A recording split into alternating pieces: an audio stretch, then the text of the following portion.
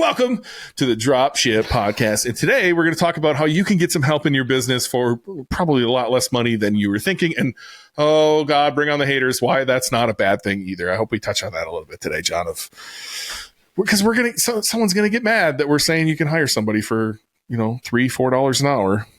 But what do you think? They are. But once again, I mean, it's even just the wrong thinking, right? I mean, you're not hiring somebody for $3 an hour who lives next door to you. If you're paying somebody that much, like they live in another part of the world, probably, where people's in general are earning less. And so but what you're paying them, you're going to pay them in, like if I hire somebody in the Philippines, for example, I often work with people who live in the Philippines. I pay them in US dollars, right? Even though I don't live in the US, I pay them in US dollars. And yes, what I pay them is less than what I would pay somebody who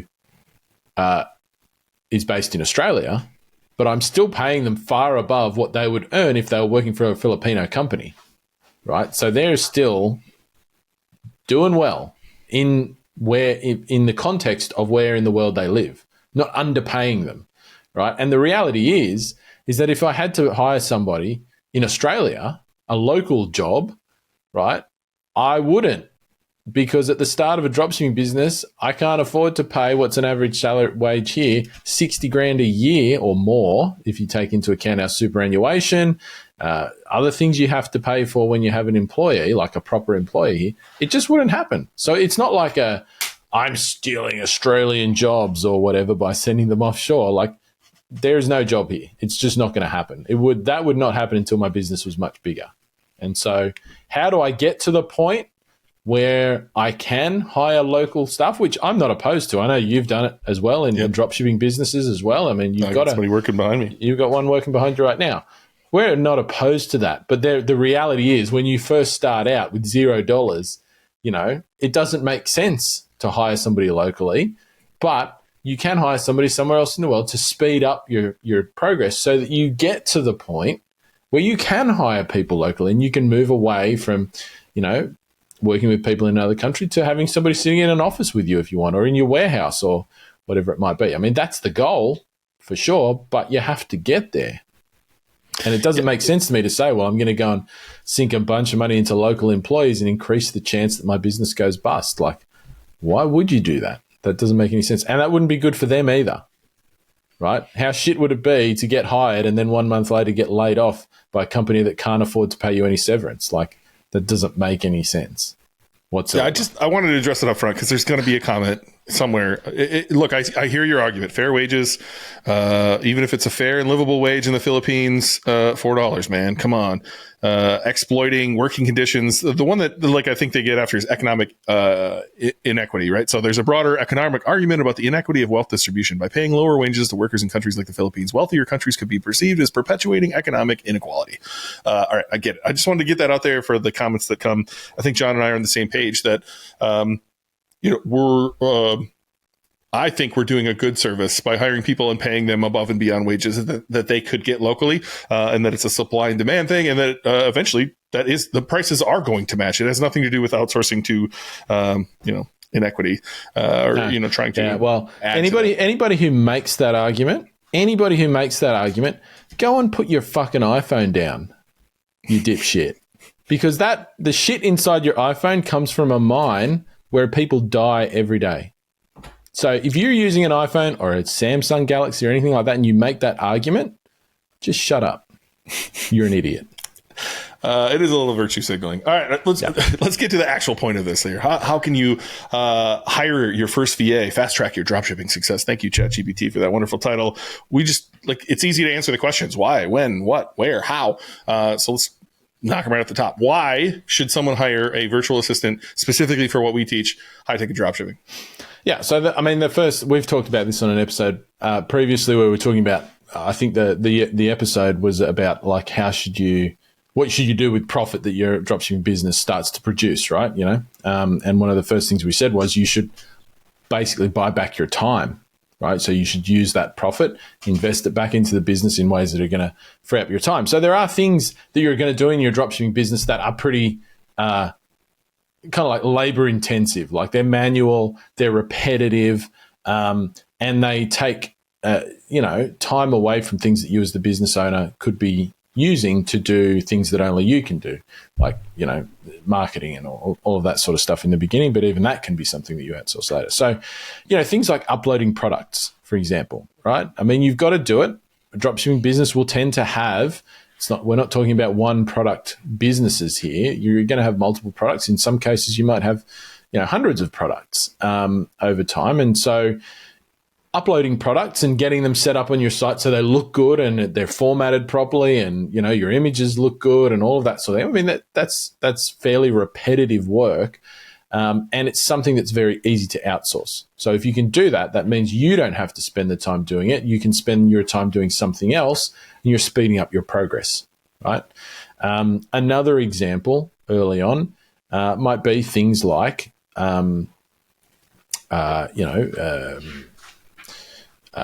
website development, for example. Literally, as a business owner, there is zero reason that you need to learn how to code.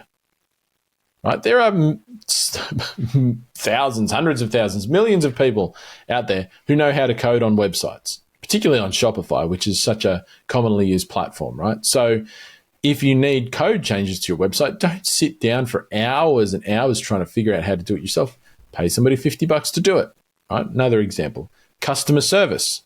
So as you're in its early stages, your business is going to start to generate more phone calls, more emails, more online chats. As a business owner, that can be a very time-consuming process, right? And it interrupts you as well. So, like, you can never predict when the phone's going to ring, for example, or maybe you work a job still and you can't answer the phone, right? You're going to make more sales if you can answer the phone. So getting somebody else in to answer the phone for you while you're working your job, you might still be working that job for 12 months, let's say. The more phone calls that get answered while you're doing that, if it's possible for you, you're going to make more sales, you're going to serve more customers more quickly, and so your business progress is going to speed up, right? You're going to make progress faster, which means you might be able to quit that job sooner and spend more time on your business to then grow it even further and further. So to me, order processing, these sort of repetitive, fairly manual tasks are the ones that make the most sense to think about outsourcing. In my opinion, as soon as you can, really, is my approach to that. Yeah, for me, the easiest thing that you can do in your business right away is learn that you can't do it all yourself. Because you're going to try in the beginning to do everything yourself. And maybe it comes from a money mindset where you're scarce about money and you don't realize that, trading $1 here for $2, in return is not worth it for you, or understanding your hourly rate and how other people can knock out some things for you. And we talked about this stuff in the past, but as soon as you can learn that other people, skilled, I have to say the word skilled other people can really advance your business. Like, the faster you'll become addicted to it, which will cause you to do it more and reinvest in your business, and it will grow much, much faster. So in the beginning, when you have a lot of work to do when you're building a business, if you can learn that right away and outsource this, get someone on your team, and we'll talk about how you do that here in a little bit and where you find them, but get someone on your team to help move you along faster, as John said, and then just realize, like, it will be addicting. Go upload 10 products yourself, and then hire a VA to upload 100 products, and when that's done, you'll be like, oh, it relieves so much pressure. And what is that saying, John? You want to go somewhere, you go by yourself. If you want to go far, you go as a group or something like that. Like, it totally makes sense. And I was that way. I remember at our first business, I was so against hiring, and then we hired. And then it got a lot better. And then we hired another one, and then it got a lot better. And so, like, it's easy to focus again on either, I had definitely had a bad money mindset, but it's also easy to be a perfectionist and think you need to do everything yourself and it needs to be done this certain way. And that's just not the case. And, going back to us talking about hiring VAs, where you're going to hire them likely from the from the Philippines, there's absolute rock stars over there at a price that would be, would feel reasonable to you, where you're paying them super well, and they're super talented. Truthfully, I know quite a few people who have full teams over there who are running their entire business, and they're fantastic. Yeah. Look, there's a number of metaphors here. When you're, I'll throw two out just for fun. Like when you're a business owner, we'll do a sporting one. You're like the team manager, right? Your job is not to play the game. You probably can't play. You're not the best athlete, probably in most cases. Your job, you're the team manager. Your job is to acquire the players to go out and win you the trophy, the Super Bowl, the whatever, right? And you're at the top of that tree. They're really there, to help the team, and that's your job, is to acquire those players. Different metaphor. If you're into the Avengers and movies, you're Nick Fury, right? You're Nick Fury. You assemble a team, right? The Avengers. I don't even know who Nick Fury is, dude. He's Samuel L. Jackson in the movies, right? He's sure. got the eye patch. Yeah, got it. So but that's you. He's not doesn't have really superpowers or anything, right? At least not in the movies, right? But he goes and assembles a team of people with superpowers to go and save the world, right? That's you. You're Nick Fury. You're not the Hulk. You're not Thor. You don't have the superpowers, right? You're not supposed to have the superpowers. You're supposed to just be the guy that puts it all together so the world gets saved. That's your job, right? And that's how you have to think about yourself as a business owner, I think. And the more you can think about yourself that way, the easier I think this comes to you. The outsourcing thing and all of that sort of thing, rather than sitting there thinking, man, I'm got to be the guy that does it all. That's just a job at the end of the day. That's what it turns into, a job. And going back to a previous episode, you have to figure it out, right? You have to go figure out how to do these things and then outline them, and then you can hire someone to go do these things. And guess what? After they do them a little while, they're going to get better than you did, and they're going to make your processes even better, and everything will run smoother. And so, if you can learn that very early in your business, is get this over with, hire somebody to help you in some way, shape, or form. It's addictive. And that could be just going to Fiverr and hiring someone to make your branding for you. It could be as simple as that. And once you start doing this, I think you'll fall in love with the process there. But all right, the why, the when, the what, honestly, there's so many things you can hire for in your business. I think VAs are wonderful. I actually hate the term VA. I'm not sure why I hate it, but people, it's relationships, right? They can be helpful in your business, but where do you find them, John? I know in my past, I've almost exclusively used Upwork. What was it called before that? Odesk or something like that? I definitely used it before it was Upwork. Odesk, I think, got acquired by Upwork. Oh, okay. I think it was actually there was another one when we first started. And that's the only one I've used. So I know there's others out there, and I'm sure you're going to mention a couple here, but Upwork's the only one I've used. And my only advice there is we'll get into the how here in a minute, but be very, very descriptive of what you actually want and run tests. And we'll probably talk through that here. But John, besides Upwork, where have you found people to work in your business? Yeah, most of the time I go to onlinejobs.ph. As I mentioned earlier, I do work with people in the Philippines. There's a number of reasons for that. One, they tend to be close to me time zone-wise. If you're in the US, though, don't let that put you off. There are people that will work all hours of the day over there. But for me, they're only 2 hours behind, usually 2 to 3 hours behind my time zone, so that fits kind of nicely. They have excellent English and written English.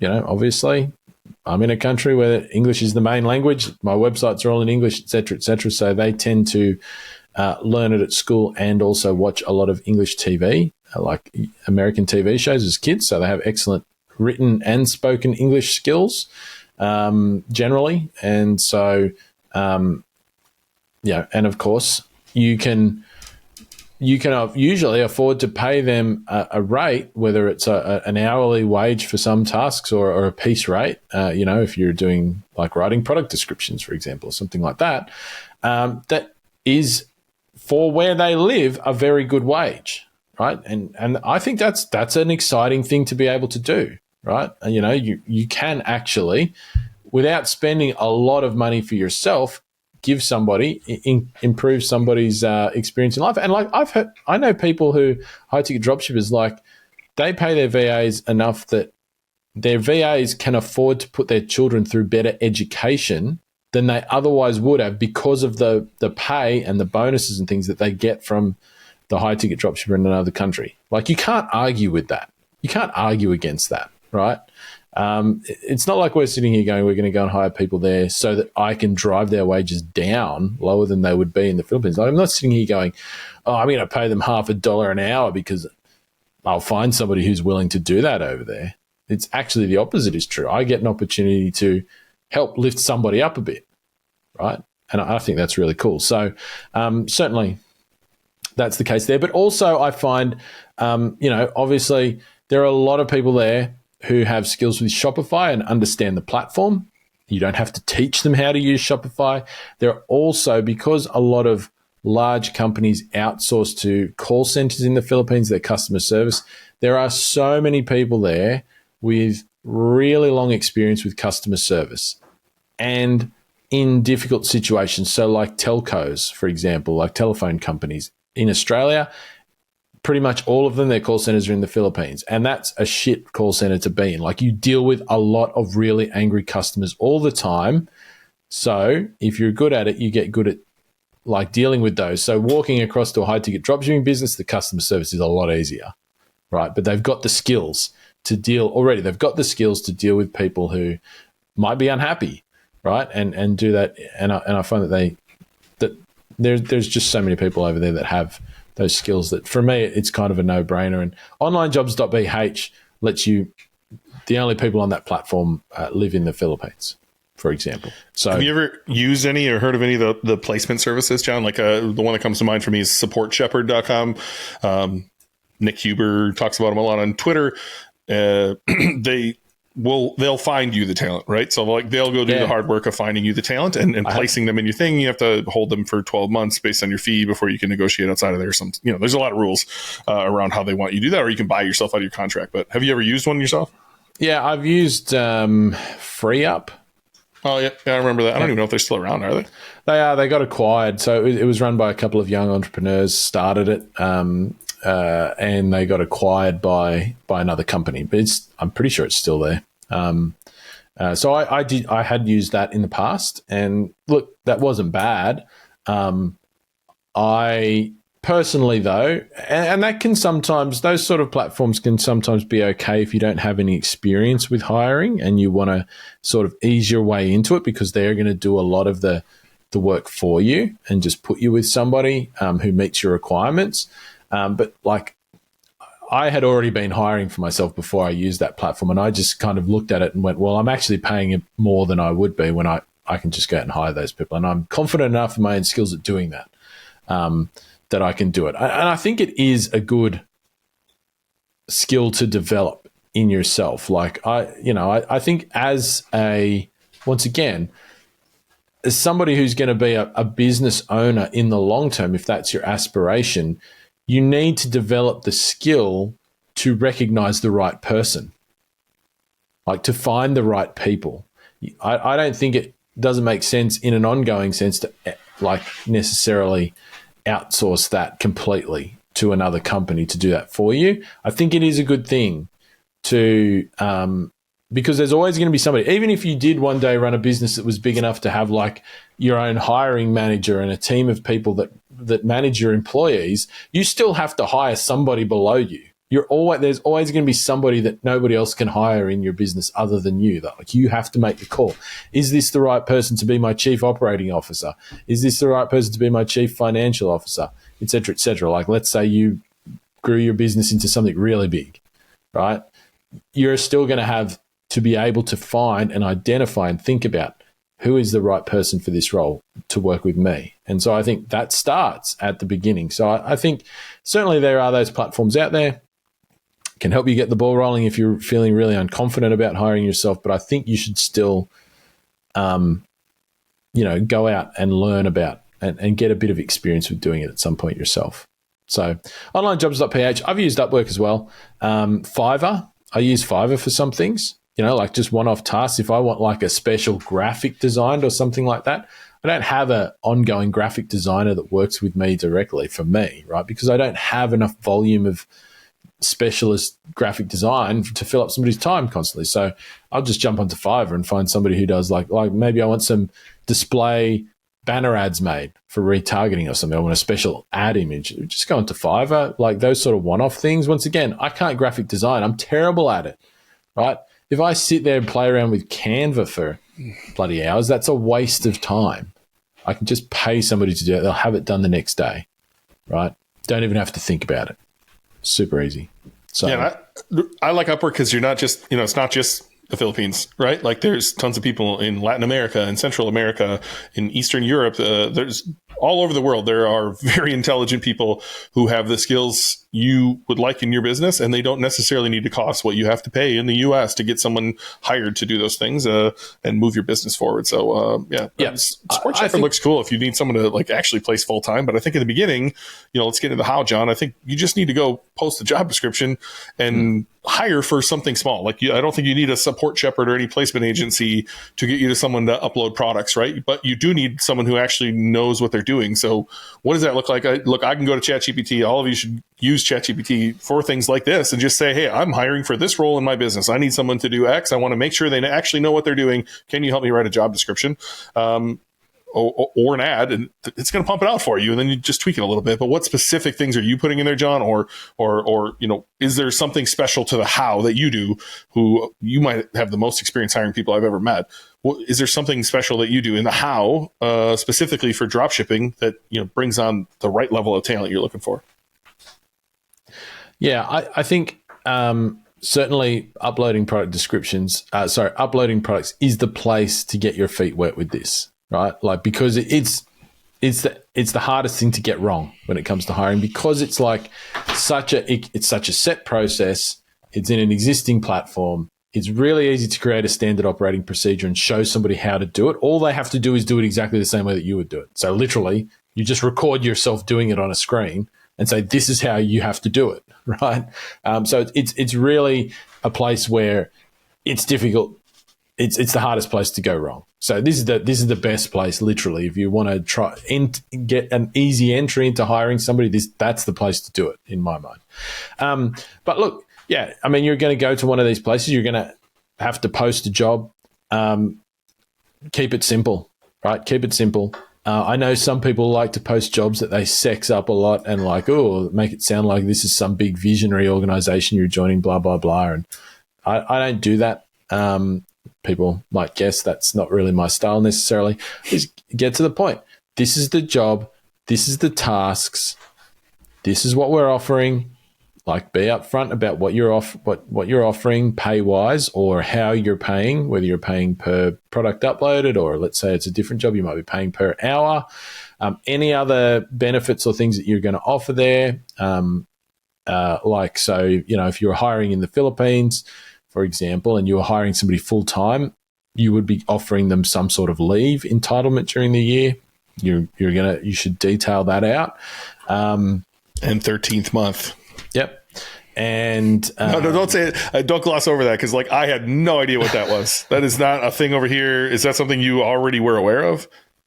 Maybe what is the 13th month? I learned it from somebody at some point. I absolutely cannot remember, but it is good to note. If that sort of stuff's only really relevant where you're hiring people full time, right? If you're just hiring somebody as a freelancer or a contractor, and this could be for other countries as well, it's not just the Philippines, right? If you're hiring somebody full time, just once again, just Google, are there any things that people are entitled to in that country under their own labor laws? Because they will often expect that, right? In the, there might be different things around the world. I mean, I don't know whether there's other countries that you might often hire people in. But specifically for the Philippines, right? It's it's a mandatory benefit. It was prescribed by presidential decree, and it's a law that requires you to pay a 13th month salary no later than December 24th each year. So you're going to pay them for the whole year, and then you're going to pay them an extra month. And I wasn't aware of that. And it's not, it doesn't add up that much when you're hiring from the Philippines, but certainly something people should know if they're going to hire full time. Here's the trick though. I mean, in this circumstance, you're actually not required to pay it. You have no relationship to these people under Filipino law. So sure, but they're going to want it. Why you should pay it is because people expect it. And so if you're looking to get the best talent, the best people into your business, then yes, you should provide them what they would usually expect under their local conditions. So in this case, yes, I would absolutely And I do pay that for people that work for me. But once again, it's important. It's where you have an ongoing relationship with somebody. If you just got a freelancer who comes in once a month and does a little bit of coding or a graphic design, that requirement is not there in that circumstance. It's just when they're working for you full-time, like a customer service person, for example. You got somebody who does your customer service every day of the week, then you should expect that, if they live in the Philippines, yes, 13th month, you should be planning to pay that. But also, they're going to want leave during the year as well. They're going to want to take some time off to spend with their family, just like you would if you had a job in your country. You would expect that you would have some entitlement to annual leave or, something like that. So that's getting off on a bit of a tangent. Going back to the job ad, just keep it very straightforward. Outline the tasks that are required in a clear way. Outline what benefits, pay. Once again, if it was a Philippines 13-month thing applied, then you would say that. List out those things. How many hours you want them to work a week? What's your time expectation? Just keep it really simple. List it out. And then post that and ask once again that people have to provide relevant experience. So checkable references. These are actually the bigger things, right? I do often put in the job ad because one of the things you can get when you go and post a job in these big platforms is you'll get a lot of people who just apply without reading the actual job. They just apply for every job that comes up, right? And those are not the people you want to hire. So I will usually put into my job posting something around you have to reply with this subject line, or you have to put the second paragraph in blue text or something like that.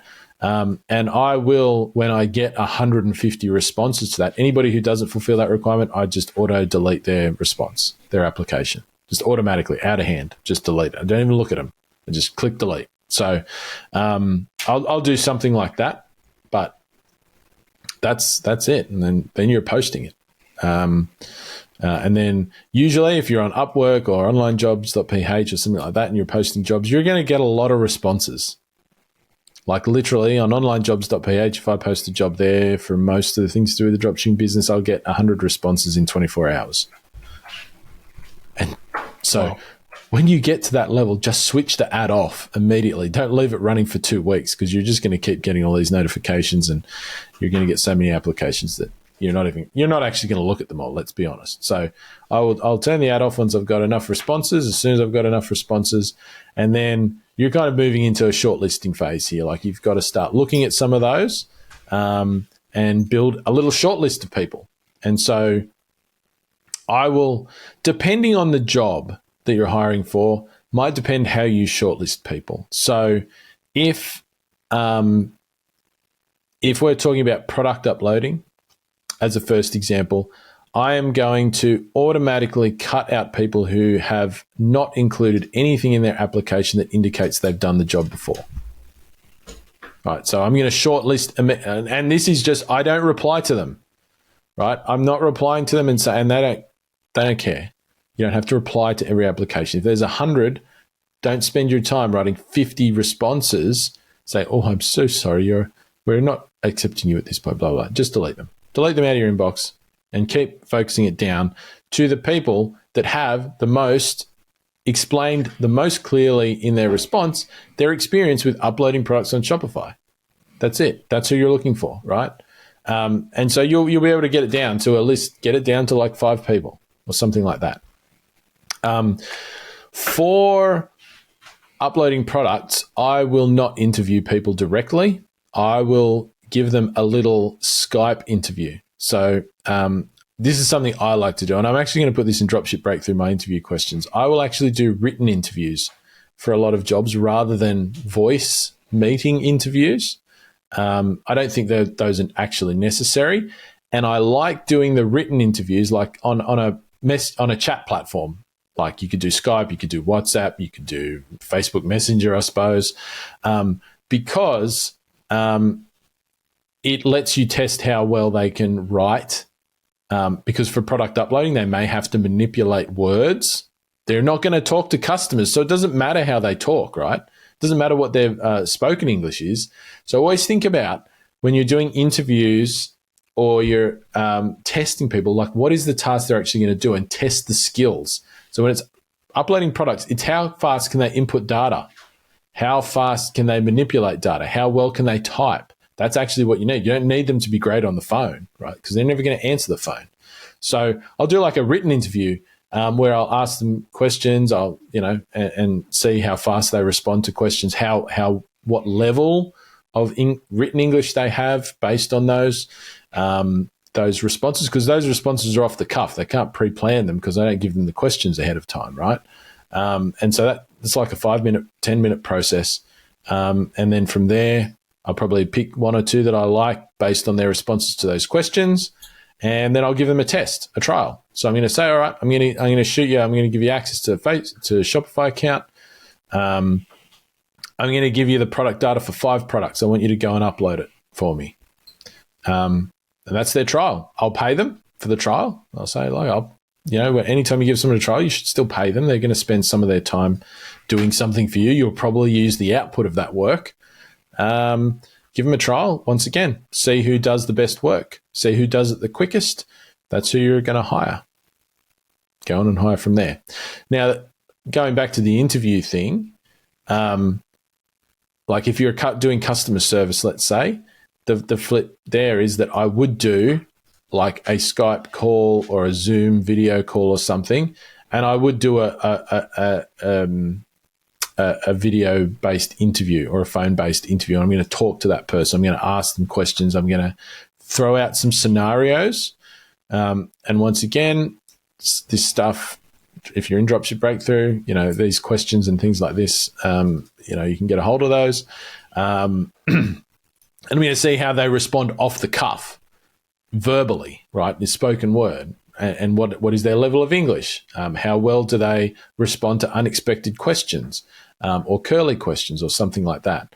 And some scenarios that I'll throw out at them. And then once again, you're whittling down to the right person. Who gives you the best feel? Who's got also good experience? Did they give you checkable references? You can go and check their references if they did. That's fine. And you kind of marry all those things together, and that's going to be the person that you're going to work with. Once again, you're going to hire them on a trial. If it's customer service, you're going to bring them on for 1 month, probably. Give them a go. If they don't work out by the end of 1 month, and you've actually given them training, and we'll talk about that in a moment, but then you move on. Go hire someone else. I feel like this is a subject that you could go a lot deeper on. So I don't know whether that's in Dropship Breakthru or something we do as part of our elite membership or something like that. You just have such a wealth of knowledge. Like I want to add to this conversation, but I'm going to sound like a dummy compared to John. Like John has been doing this for a very long time. This is what you did before hiring for your own businesses. You were helping other businesses hire. And so certainly we could get into the nitty gritty sometime, and maybe we will. Here's exactly how to hire for someone for product uploads. And maybe then I'll have a few points to put in here, but I'm just sitting back here learning from your masterclass on hiring. Like, if you guys have further questions about this, throw them in the Facebook group. Maybe John and I could do, mostly John, do a deep dive on actually hiring for one of these roles, or maybe we'll do an episode on exactly what that looks like, because I think VAs can be a very, very powerful tool in helping you go faster and get out of your own way a little bit too. So you're not sitting, like John said, sitting with canva.com open, trying to design an image that you have no business designing.